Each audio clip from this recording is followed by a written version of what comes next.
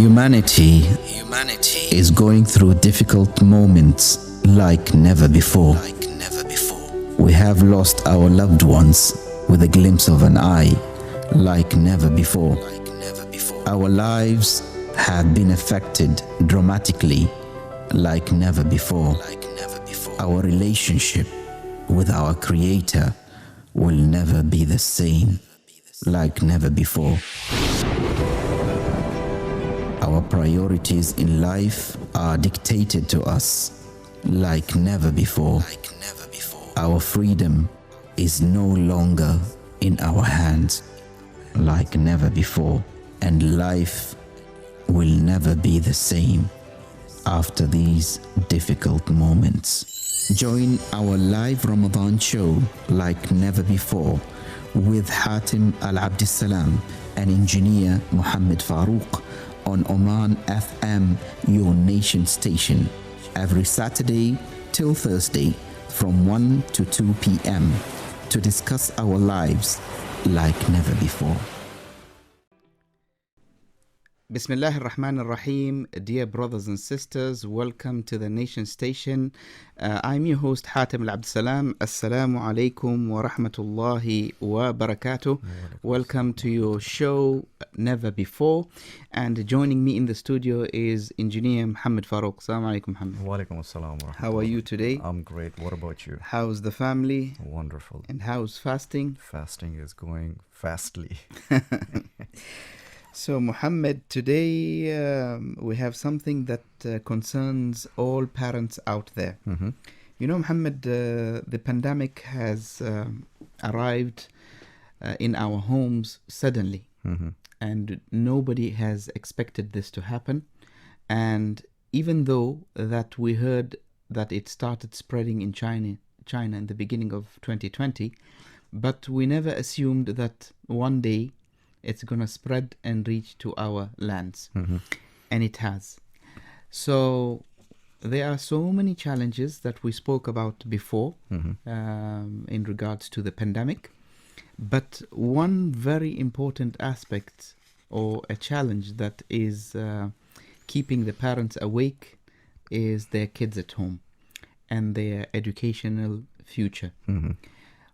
I'm sure that all parents are aware that the pandemic has started, and the announcement was made by the higher committee to suspend all school and colleges. Correct. Yeah?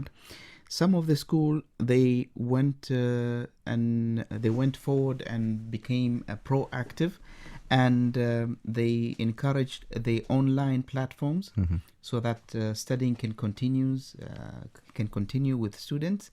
But some schools were really struggling and didn't know what to do because they were not fully prepared for such a thing to happen. Mm-hmm. Now, having young kids at home who are very energetic, who are used to going to school, seeing their friends, playing outdoors, just to keep them inside as prisoners for 24 hours for a month is a nightmare. Mm-hmm. Because you either have enough activities to attract their attention and keep them occupied, or you're going to lose your mind. Yeah. Now there is a challenge, Muhammad, for parents. There are two groups of parents, or let's assume there are three groups of parents. The first group of parents, their kids are not going through the online platforms from their schools, so they're sitting idle at home. Mm-hmm. And these parents are complaining because they don't know how to carry forward the educational material with their children, and what are they supposed to do. And of course, because the kids are not occupied, they play around, they mess around, they are noisy sometimes, and parents get irritated. Mm-hmm. The second group of parents are the parents who are lucky enough that they send their schools to particular private schools who are continuing the educational system. It was not affected, and they have daily classes for their children online plus homework. Mm-hmm. So these parents are 50% happy that their kids' education is not affected and their kids are occupied in learning, and at the same time they are complaining that it is too much for the parents to bear, supervising the children every day for 3 or 4 hours online schooling, plus sitting with them and doing the homework again. They are not prepared for this because this was done in the school. The third category of parents are the parents who are prepared. They are used to homeschooling and they know what to do. They have specialized materials for their children and they have the skills to teach their children, and also they have the patience to bear with their children. Okay. I don't know, Muhammad, what's your experience through the homeschoolings? Maybe your kids are grown up, they are independent, they can take care of their own... It's interesting that the school where my children go, like you said, this happened all of a sudden. It was like somebody flipped the switch and, it was like from tomorrow there's no school. Yes. And then on a war footing, and I need to give credit to the school management, they came up with some kind of an arrangement. It's quite interesting because they combined different sections in one particular grade. So in the online session, you have like 90 kids, mashallah, one teacher. And the interesting thing is that half those kids are hackers. So some very interesting things take place. And it's very interesting and sweet to watch my little one, who's a student of fourth grade, sit in front of the surface and attend this class. So the moral of the story is technology is always more advanced than the people that drive technology. It's the human factor or the non-technical side of things that keep us on a back foot. Now that there was an emergency, we started to look around and whatever technology we could get our hands on, we did it. So my question is, if the school was able to provide online arrangement in, let's say, less than a week, why they were not able to do it in the last 10 years? I mean, the distant learning technology has been around for, I would say, more than 20 years. I've seen professors teach classes when I was, in university in States. And since then, technology has come a long way. And around the world right now, because of the COVID-19 situation, we have schools and educational institutions closed in more than 100 countries in the world. And approximately about 1 billion children are out of their classroom environment. Yes. But the good news is that children are born learners, and homeschooling, it can turn into a major lifestyle change. And initially, the way things used to be, that people did not have too much faith in distant learning. I remember when I started doing my degree online, there were a lot of eyebrows raised. Yes. Will it be the same as the real thing? Will the degree be accepted, and so on and so forth. And I can compare because I did one degree in the normal brick and mortar setup, meaning a physical university. Yes. And then I did my master's online. Yes. And what I realized that in my master's, they made me do more work than was given to me in my normal university. So when we tackle this issue, all sorts of technology is available. That's not an issue. It had been available.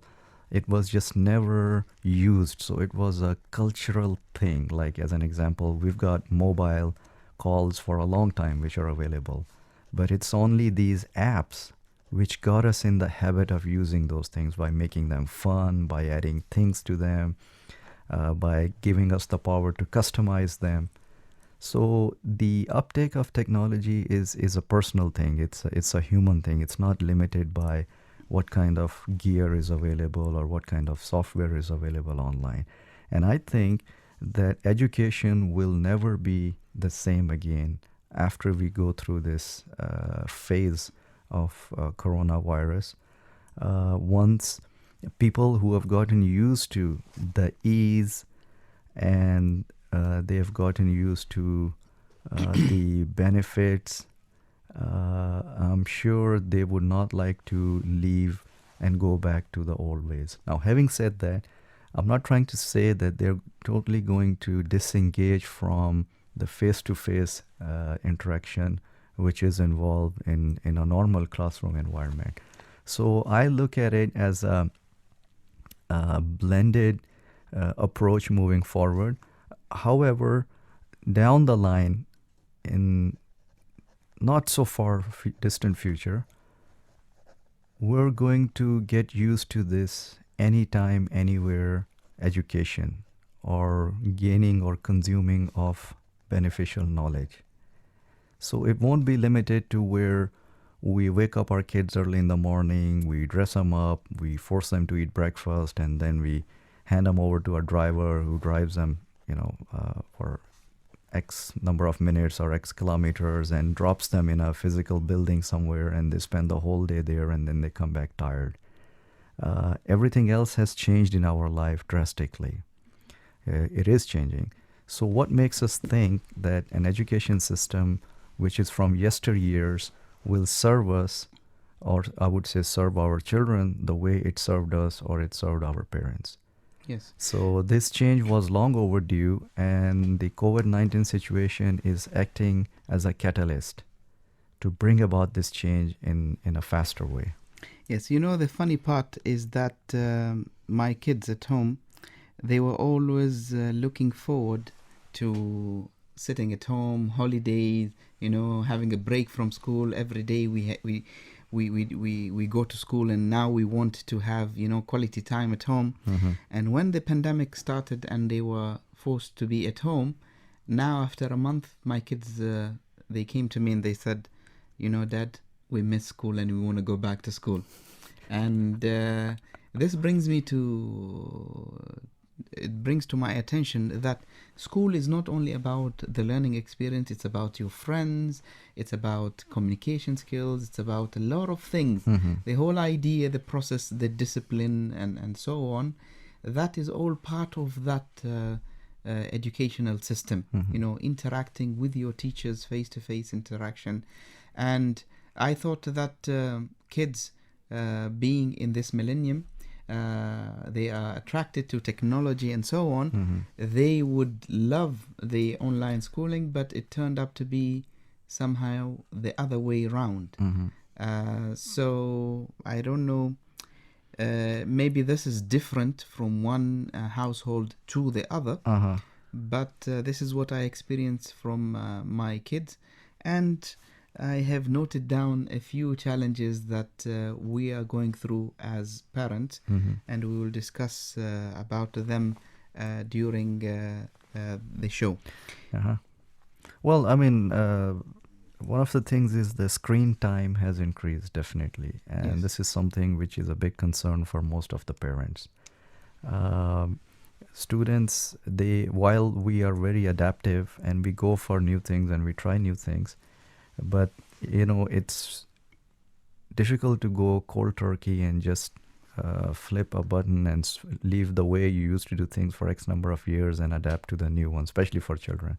So that's why they're telling you about the school. Okay, Mohammed, we have our first caller for today, who is Mrs. Chantel Blake, Mm-hmm. who is a freelancer, writer, and a women's health educator, who is also home educates her own 2 children in Oman. Assalamu alaikum, Miss Chantel. Wa alaikum assalam wa rahmatullah. How are you? I'm fine. How are you today?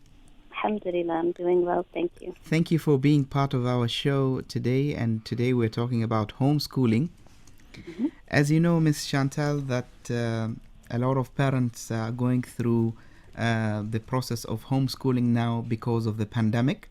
Yes. and some of them are struggling because it is the first time this happens to them. Yes. And you have been practicing the homeschooling experience with your kids for the past few years.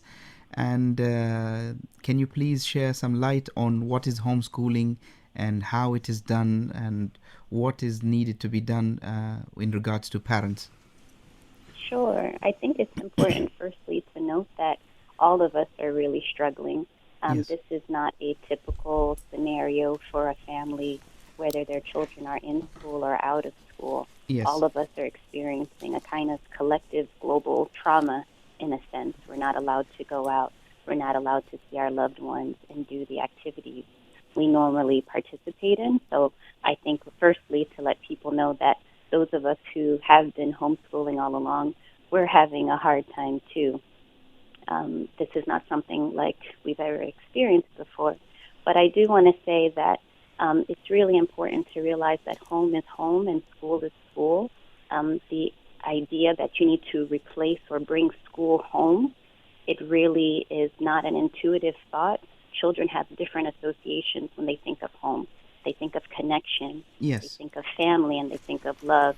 And so trying to pressure ourselves to bring school home as opposed to making home an educational environment is a lot more of an achievable task. Yes. Now, when you went through the homeschooling, Miss Chantel, did you have specific material to go with your kids, or was it did you use online platforms?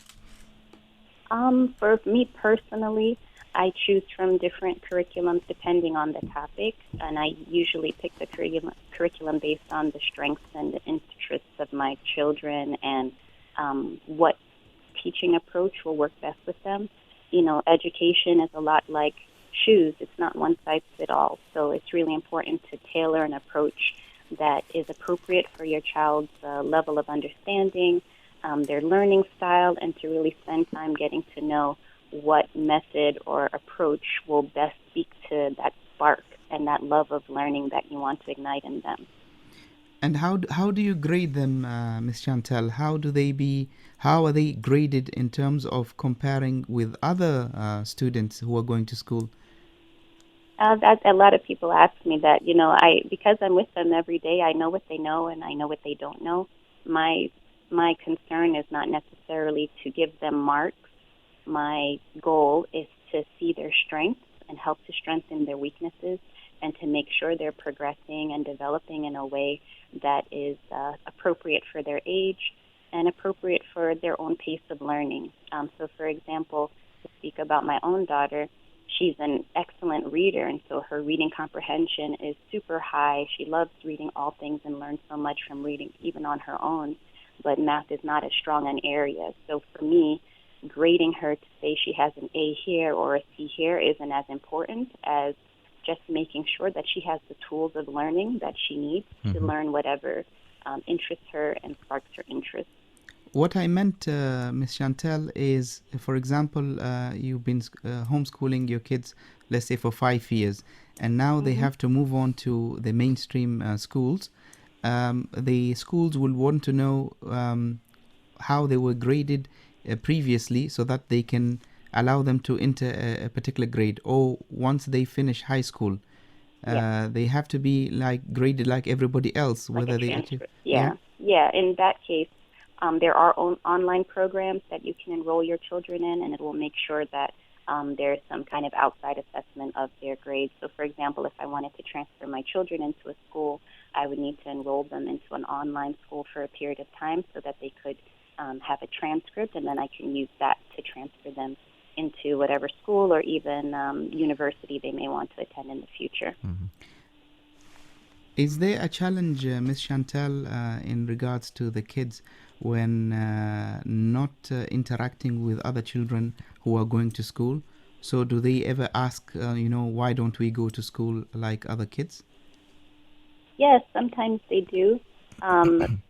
Most of their extracurricular activities are with school children. So whether it's swimming or martial arts or even tutoring or classes, they're always in the mix of a variety of children who are both homeschooled and schooled. And yes, sometimes they're curious. They want to know what school is like, and especially when they imagine that they can play all day with their friends who are in school.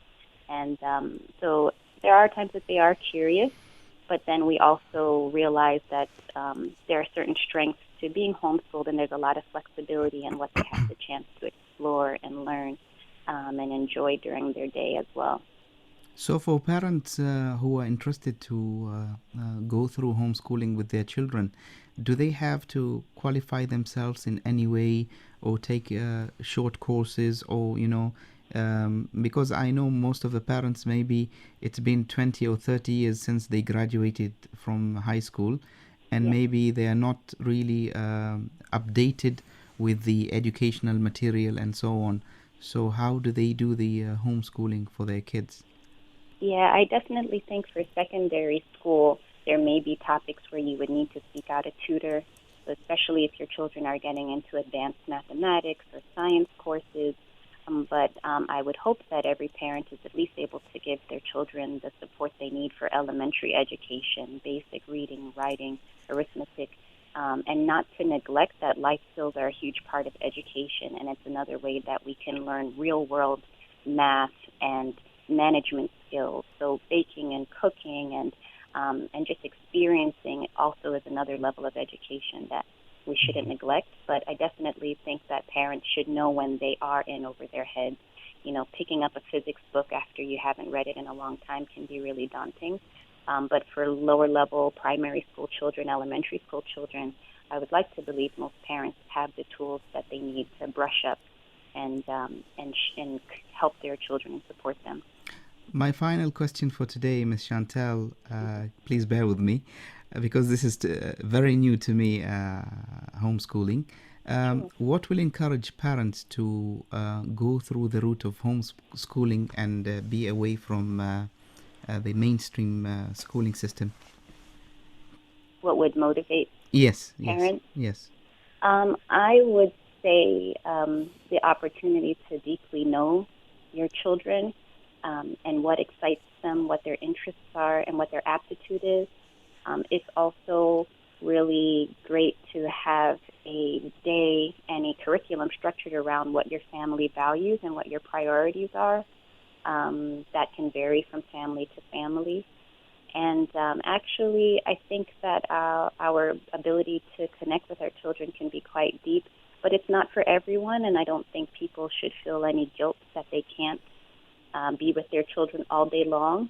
Though you do expect other adults to be with your children all day long, it's something to kind of reflect on, but it is an opportunity for deeper connection and a more enriching education that includes the family, not something that's imported outside of the house, realizing that education is not just what you pour into a child, it's what you bring out of them. And, that's the part that really engages me and excites me.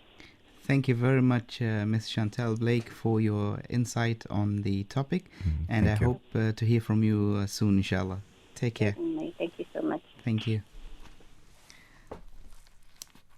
So, Mohammed, what do you think of the experience of homeschooling? It's we're going through it now. She touched upon a lot of interesting points and got me thinking. One of the things is you get to know your kids, Yes, like she was mentioning, because in a class environment, you might have 20 or more kids. definitely. And as an example, if the teacher has only 1 hour with them and then another teacher is supposed to come and teach another subject, that 1 hour is divided between those 20 kids. But at home, your whole hour is dedicated for your child. Yes, So that's one of the positive things I can see. So there's a more direct role in the learning process, which will hopefully result in a stronger relationship with your children. There's a diversified choice of learning and developing skills for children. And, children can also participate in different recreational activities. So that notion that if a kid is being homeschooled, he or she is going to turn up to be antisocial. That's not correct.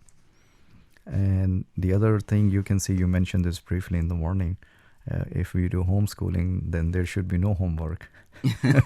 you know and the other thing is you get to understand what your kid is good at, what are his or her interests, and then you can help them pursue those interests. So in a way, the learning experience would be more personalized and it'll be more tailor-made. And the other thing is, like, some children, they are not very aggressive, they're laid back, and in school environments they are prone to bullying or social pressure or peer pressure, what we call. And that at times really disturbs them. It impacts their self-esteem, and it even disturbs their learning mechanism. So in a home schooling environment, then this is something which is not there. One of the things that I noticed when she was talking about homeschooling is the amount of time that occupies you as a parent with your kids. I understand that your kids is an investment. They're everything that you have in this world. Yeah. But at the same time, if you have working parents, it becomes a little bit challenging, and occupying the time of, if you have more than one, especially like in the Middle Eastern families, you have 5 kids, 10 kids, so homeschooling them would be a little bit of a challenge. But I like what she said at the end, that this is not for everybody. This is not to say that everybody should go through homeschooling. It is only specific for people who are capable, who feel the value of it, and exactly, and so on. Exactly. And see, we need to look at different people have different instances. Like somebody, they might be having budget issues. For some, it could be a commute issue. For some, it could be a time issue. So, for example, if both parents are working and they have to reduce their hours so they can be at home and homeschool their kids, obviously there's a financial a reduction involved. So everybody has different issues, different circumstances, and they need to see if homeschooling is the best formula for them or not. But if we look at it globally, this is growing, and it's growing a lot, and it was growing even before the COVID-19 situation. Now more people are showing interest and investigating it, because for a lot of us, unfortunately, the school of your child becomes a status symbol. So it's like you come to somebody's house and you put your car keys on the table and they know what you're driving, yeah? Yes. So it's something like the discussion starts with, with which school, to which school do your kids go to? And that's a way of kind of gauging, what's your financial background. And Muhammad, I promised you to tell you some of the challenges that some parents are going through when it comes to homeschooling. One of them is the long sessions. So now the kids who are going through online schooling, they have from 8 until 12 of long sessions in front of the screen.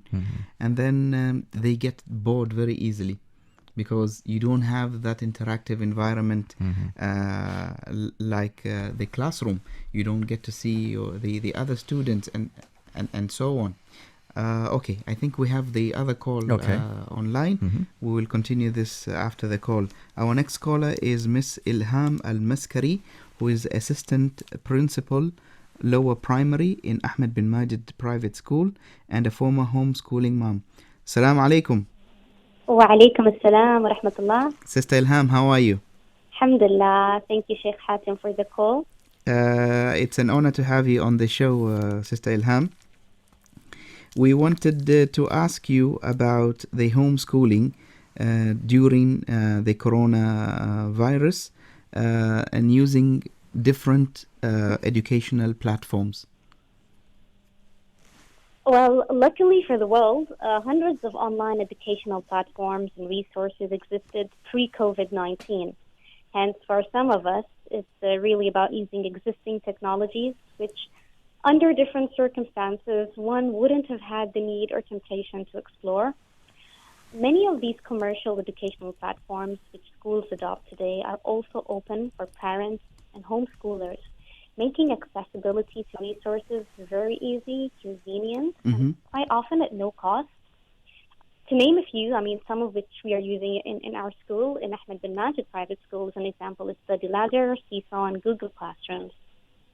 What I would like to add here is that homeschooling shouldn't be confused with distance learning, that which most students are engaged in today. Yes. The scope of homeschooling extends beyond digital learning, and I like to see it as about everyday learning. It's about creating an educational experience out of every moment and activity at home.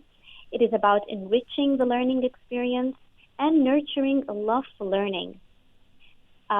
To follow some of these ideas and inspirations from my own experience, from my own upcoming release, 365 Days of Homeschooling, you can visit my Instagram IGTV at 365 Days of Homeschooling, as I have recently collaborated with Almoj for a sneak preview of some of these activities. So if you like them, you can stay tuned for some more. Inshallah. Now, what do you think is the future of homeschooling in Oman, Miss Ilham? Well, if you were to ask me this a few months ago, my answer would have likely been different.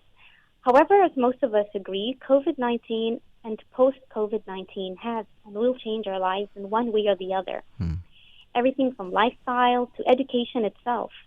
If there was any point in time which one would have a positive outlook on the idea of homeschooling in Oman, it is today. In my mind, yes. I've always painted an ideal picture in which one day homeschooling will be a recognized alternative in Oman.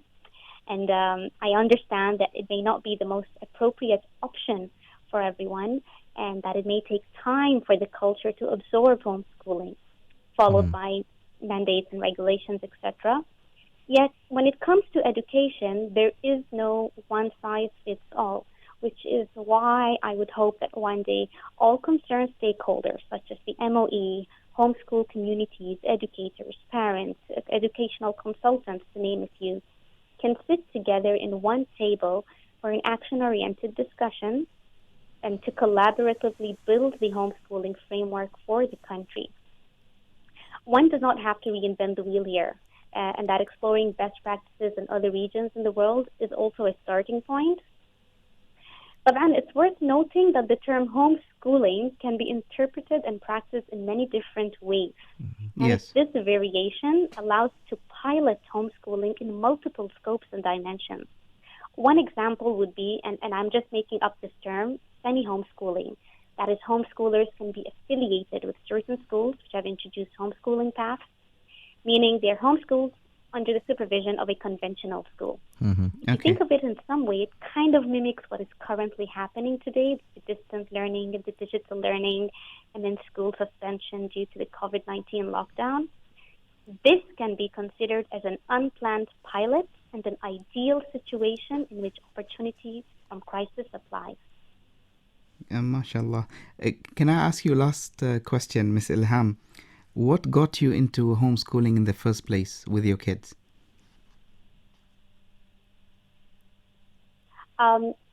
Maybe perhaps my entire career has been involved in education. I've been involved in education, whether at higher education or in schools, at any one point. And I just wanted to spend that time and give to my children at home for a change. And because I was always a fan of some practices, such as the Finnish practices, educational practices, which aren't widely practiced in our country. And so I wanted to give that to my children. And it was obviously at the time when we weren't settled in the country either. So it was a perfect opportunity for me to board on that journey of homeschooling. MashaAllah. Thank you very much, Mrs. Ilham Al-Maskari, for your insight. Thank you. And hope to hear from you soon, inshallah. Take care. It's a pleasure. Shukran, Sheikh Hatem. Shukran. Take care. مع السلامة. So, Muhammad, we heard another aspect of homeschooling from Mrs. Ilham Al-Maskari, which is interesting, Muhammad. You hear different perspective when it comes to this, and she clarified something very important, that homeschooling is totally different than what is going on Distant now in our learning, yeah. distant learning. Yeah. But I like the idea of taking this gradually, and when she said there is a semi-homeschooling, which is affiliated with a mainstream Correct. school. Yeah. See, what my take on this thing is, I really like this, that at least homeschooling should be offered as an option. Because I feel one of the reasons why it hasn't gained traction so far is the fact that a lot of people don't know about it. Yes.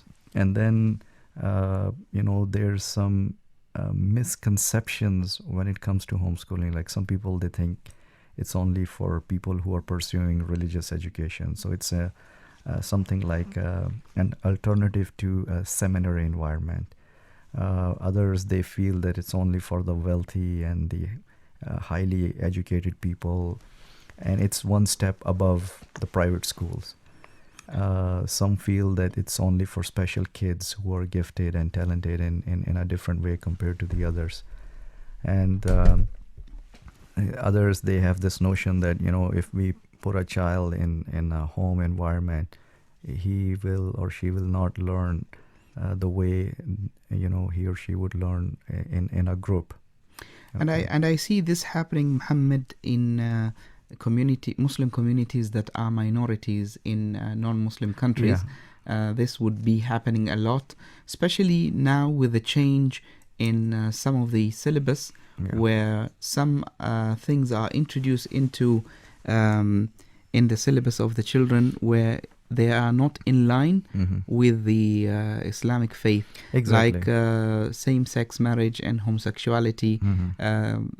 They are introduced in elementary school, and kids are taught these things, to accept these things, which is against the teachings of Islam. Exactly. So parents in these communities would seek for a better option, which is homeschooling for their own children. Exactly. And a couple of things I want to add here. First of all, I agree this has been taking place in the West for quite some time for the Muslim families, where it becomes a matter of preserving the Islamic or Muslim identity.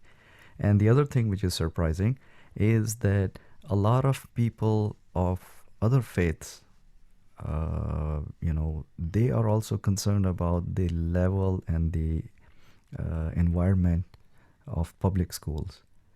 And especially those who cannot afford the private schools, they opt to keep their kids at home for homeschooling. Yes. And we need to keep one thing in mind. It's not like you're going to damage the personality of the child by keeping him at home, because we see a lot of children who drop out of school for a couple of years to memorize the whole Quran. Yes. And then they go back to school and they adjust in the next level as per their age and corresponding grade with absolutely no difficulty.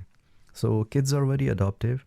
We need to see what is it that they really enjoy, which model they are okay with, and how we will know that is their level of interest and their level of results. It becomes challenging, Muhammad, when you have more than one child, because each child have a different preference.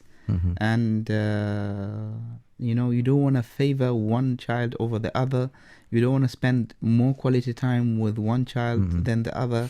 So I would urge, like, as a parent, to have a unified system at home, whether you are doing homeschooling for everybody or you are doing mainstream schooling for everybody.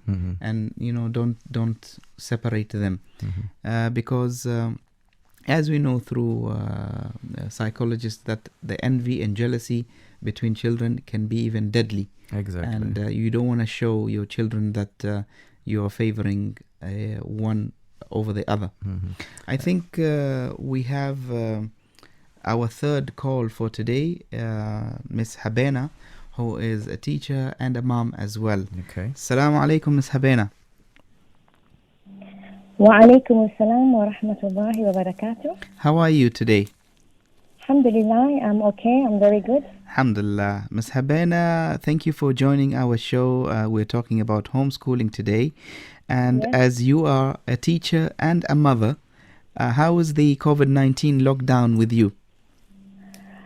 Well, initially, during the quarantine, during the pandemic, I felt it was very much easier for me being a teacher, focusing with my children and giving them a structure. Yes. Alhamdulillah, they were responding very well initially. But as I feel for the last 1 week, 2 weeks, honestly, I feel the motivation levels have gone a little bit down, Yes. which means I have to use other strategies to keep them on their schoolwork. Yeah. So what are some of the things that you've been experimenting with, Ms. Habena, with your children? Yeah, they usually receive online lessons from their teachers. Yes. And morning time between 10 and 1, they are always, they sit on the table and try to do the work. Yes. And as I mentioned, when it was in the beginning, they were really excited, they were enthusiastic, but they would do the work.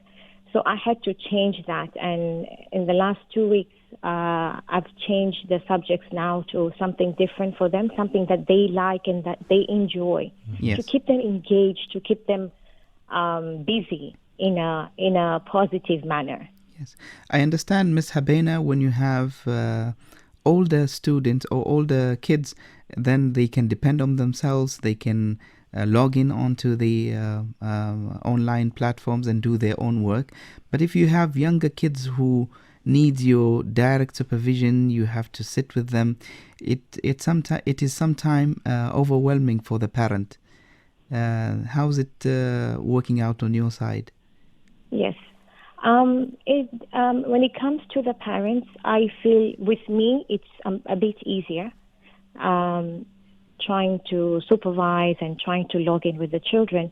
But yes, it does become difficult for the parents to engage in, for example, in Zoom meetings in the morning, classroom meetings. And if they are not used to it, and this is just like something that just happened abruptly, it becomes a very big frustration for the parents. But even it depends on the child. Some kids, they like learning on the phone. Yes. Some kids, they might feel like they enjoy it, so they just go and log in. For example, my son, he's in grade 3. His English teacher uses an application called Classroom. Yes. And he wakes up very early in the morning and he checks to see if the teacher has sent a message or has sent any video call meeting. So he's a bit motivated. So every child is different, and even when it comes to parents, some parents, it's like a shock for them to be homeschooling. Yes. Some parents, it's easy. So we all have different levels of parenting, or I can say what we're used to. One of the challenges that we have, Ms. Habena, is when you have more than one child and you need to use the online platform, so you only have your phone. So sharing that phone with all the children at the same time, they're all having classes at the same time, becomes really challenging, because most of the families now, they don't use PCs at home. So they rely on the tablets or on their phone. So this becomes very, very challenging.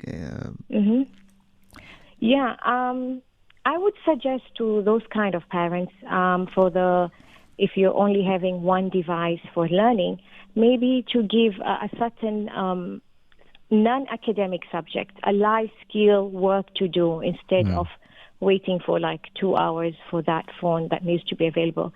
There are many other things apart from academic work that we can provide our children at this time, that they will be able to learn apart from just the schoolwork that they need. So instead of them trying to juggle with a phone, maybe they can do some art activity that will not require a phone. Maybe they could teach them a certain, if it's a little girl, maybe she could take her to the kitchen and show her how to maybe even cut an onion, something that will distract them from that one device that is available. One of my last question for you, Ms. Havena, is wearing the two hats of a teacher and a mother. Sorry? Wearing the two hats of being a teacher and being the mother at the same time. How do your kids respond to that? Do they treat you as their teacher, or do they treat you as their mother? Very good question. Yes, alhamdulillah, mashallah, my kids have always seen me, and they always like to tell me, Mom, you're a very good teacher. The kids love you. And they get excited when I substitute a lesson or cover a lesson. So I think they view me also as a good teacher and very strict also. They say, Mama, you're a strict teacher. Yeah, because I keep them on their toes sometimes. Yes. So as a mother, they know that I'm a strict mom, and also as a teacher, they know they call me I'm a fun teacher. I don't make it too serious with them. Sometimes life, you cannot just be too serious all the time. Yes, alhamdulillah. Thank you very much, Ms. Habena, for the insight. And I'm sure the parents out there today who are listening to us will benefit from the tips that you gave us, inshallah. Yes, inshallah. Take care of yourself. Thank you. Thank you very much. Ma'as-salama. So, Muhammad. Interesting stuff. I can relate to most of what she said. Like my missus in her previous life, she used to teach. Yes. So she's very big on teaching, even with our kids at home, and being me working from home and them studying from home. It's an interesting cocktail.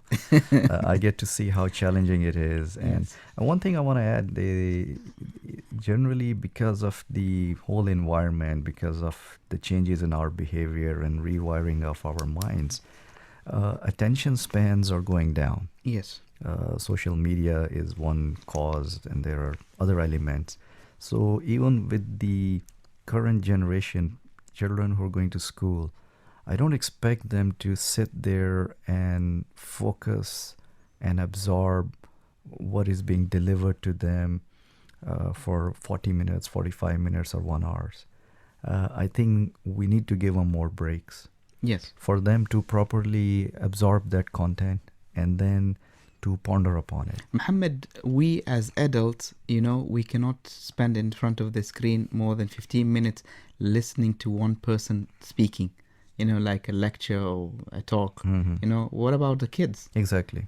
So you can't expect them to just listen to the teacher for 20 minutes, just, explaining about a subject while they are not really interacting with the teacher. What's going in their favor is something that you and I didn't have when we were in our elementary school, is the different mediums of consuming the content, what we call knowledge. Yes. In our days, it was read a book or listen to a teacher. Yes. Or at the most, in later years, watch a program, some kind of educational program on TV, which was very rare because generally it's entertainment and most of the time trash on TV. Okay. And later on, I would share my experience that I really enjoyed taking some courses in the community college. Yes. In the evening, while I was doing my engineering in the morning in the main university. And one of the reasons they got me interested was that on the local cable TV, they used to broadcast these small classroom sessions about economy, accounting, marketing. And me being a student of engineering, for me it was something very interesting. And that laid the groundwork for me to later on go and get my MBA. Mashallah. So there is goodness in this thing. So, and as we move forward into the future, as the trainings move more towards more of an immersive experience where you have the virtual reality and the augmented reality, so things would not be so static and so boring, if you want to call them. So there will always be variety. Right now we have voice, video, and data. Next would be experiences. So if we can engage all 5 senses that we have, and that goes for our children as well, I am hoping that they would be able to spend more time. Yes, they can take breaks in between, but more or less, because see, a lot of the times there are forced migrations. Yes. I might really enjoy sitting in a classroom the old-fashioned way. Mm-hmm. But if economy is going to dictate that it's feasible to have everything online, because it saves commute time, it saves pollution, it saves petrol, it saves expenses, whatever. So the general society is going to go in that direction because we are driven by economy. They're not going to make a university just because I like sitting in a room and listening to someone. Okay, so it's like majority wins. That's what I'm saying. Right now we're in a phase of blended education, but I see it more and more going towards online, pretty much, let's say 80-20. Yes. Because I see my children and my friends' children, you talked about like one phone in the home. And after this COVID-19 started, one of my friends, he called me and he said, which mobile should I buy? And I asked him why. He said, because my kids are memorizing Quran and the school is out.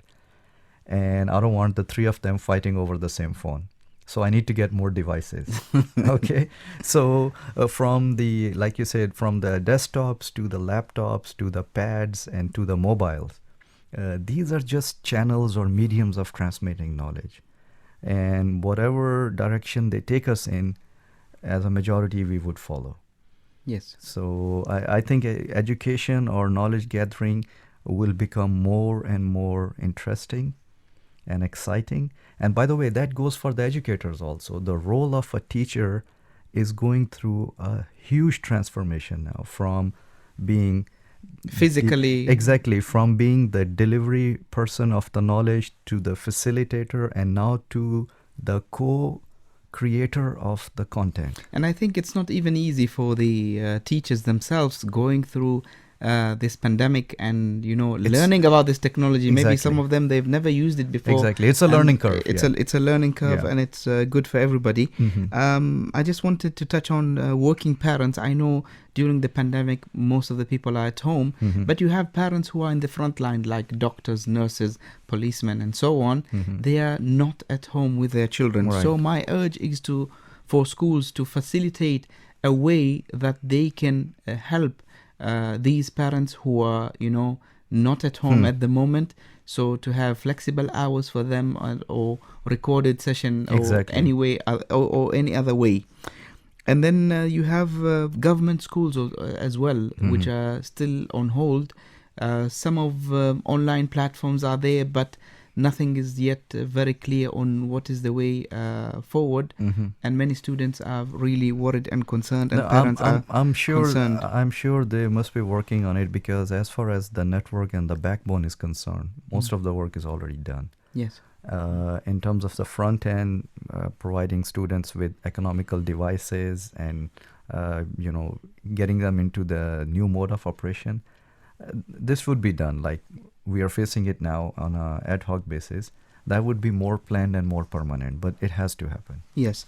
The grading system is also a challenge. Yeah.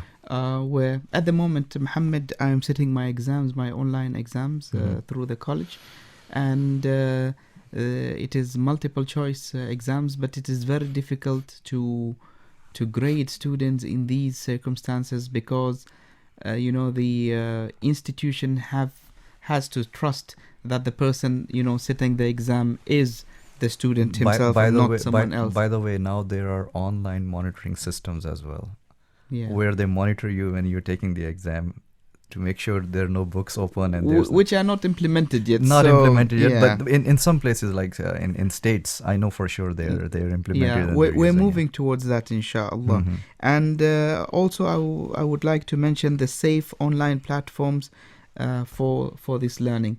So recently we heard about Zoom, that it is not safe, and so on, and maybe other platforms are not safe for video online learning. So we need to be careful. We need to consult experts in this area and find out more about this. We have an Omani Omani engineer, Mr. Warith Al-Ma'uli, who him and his team in his company, they came up with an application for video conferencing, which is very, very safe, and it has been implemented and used today. Wonderful. Here. I wish if I remembered earlier and we could have called him. Next, Muhammad, is the internet bills. You know, I have fellow students who are with me in the college. They come from the villages, the other cities, and they're based here in Muscat. And now they have to attend these classes through their mobile phones, and maybe they have prepaid,